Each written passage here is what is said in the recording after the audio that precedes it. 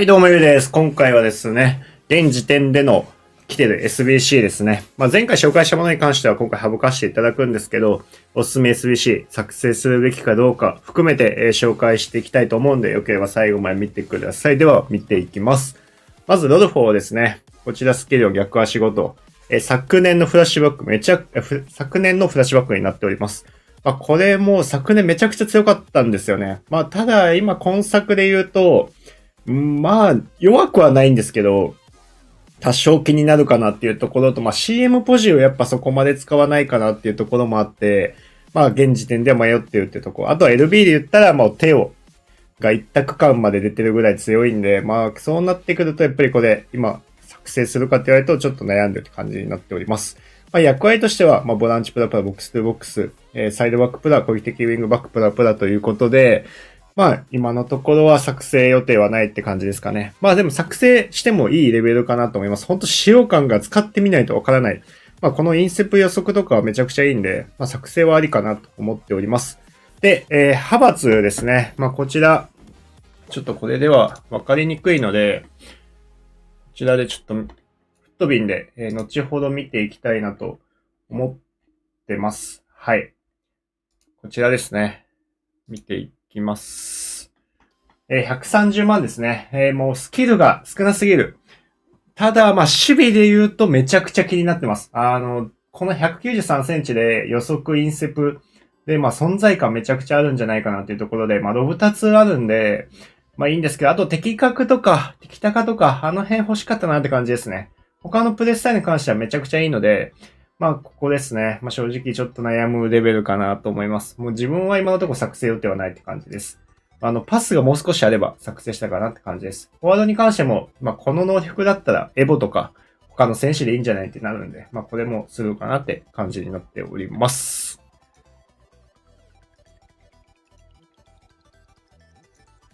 はい。で、スコットになります。もちろん55で、ジョッキ、インセプ予測、この辺持ってないですね。容赦なし、瞬速ということで、これも、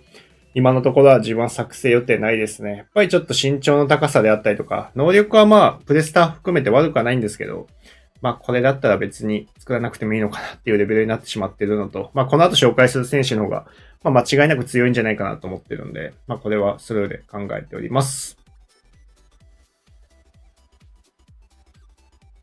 はい、ここでですね、ダコスタになります。ペース90、シュート80のパス80、ドリブル87、守備87、体感88で、しかも5万で作れます。で、プレイスタイル、ヨスコ以外全部守備持ってて、あと的確、あと大胆パスですね。あとトリックアウトになっていて、この辺ちょっと欲しかった部分はありますけど、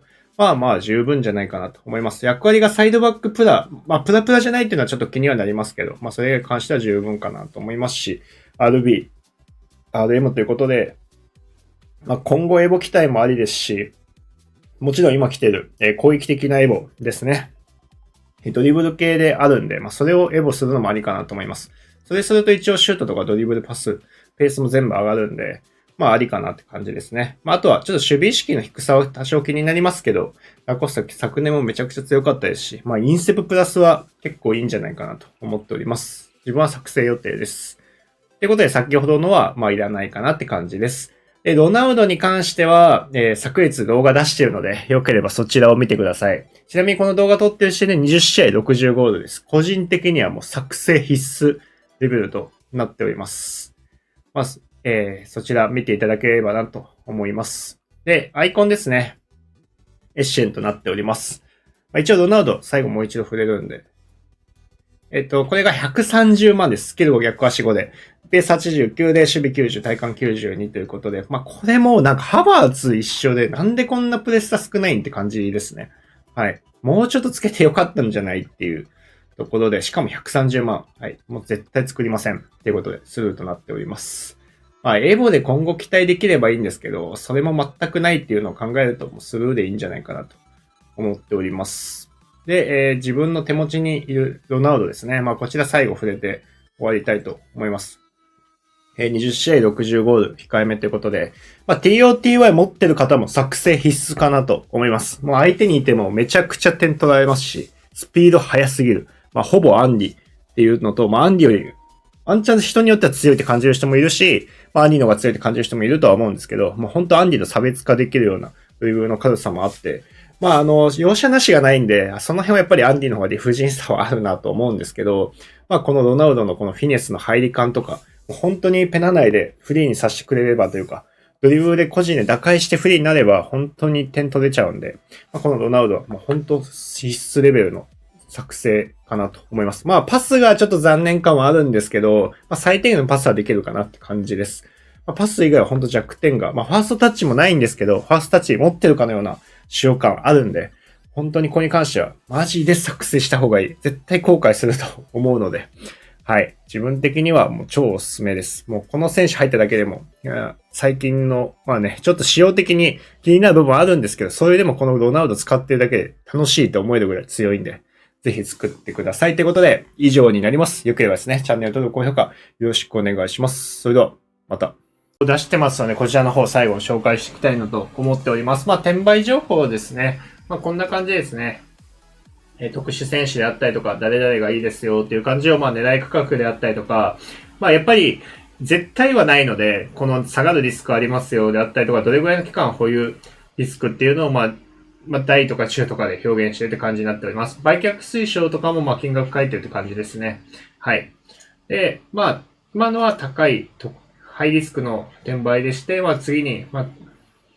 低リスクですね。こちらに関しては、TOTW とか、他のこの辺とかですね。これに関しては、27,000とかで、今11,000とかだったやつが、27,000。これ、確約の影響もありましたけど、こういった感じなのも出してるって感じになっております。この辺は長期保有逆に長かったりとかっていうことで、